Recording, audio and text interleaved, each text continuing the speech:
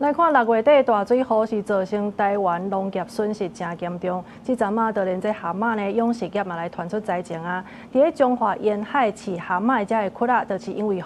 水甲透甲正去，而且閣拄着這幾天的高溫，結果蛤蟆大量死亡。初步估計，這死亡率是來到6至8成，損失的面積超過400公頃。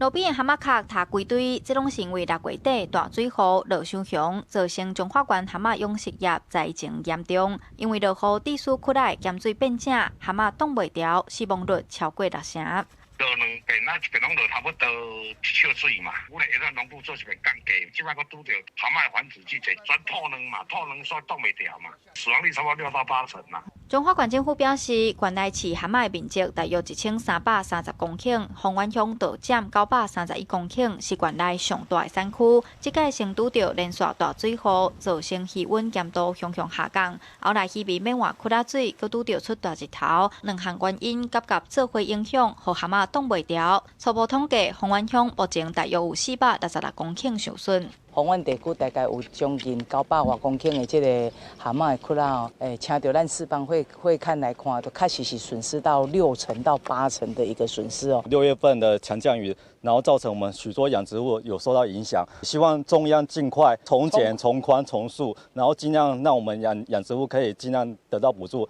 中華縣政府表示，目前已經向中央爭取天然災害現金救助，希望趕緊核定公告補助，減輕養殖戶的損失。漁民嘛講，目前蛤蟆產地計數一斤大約50至60塊，若產量繼續減少，預估1個月後計數可能會起2成至3成。記者楊淑靜，中華報道。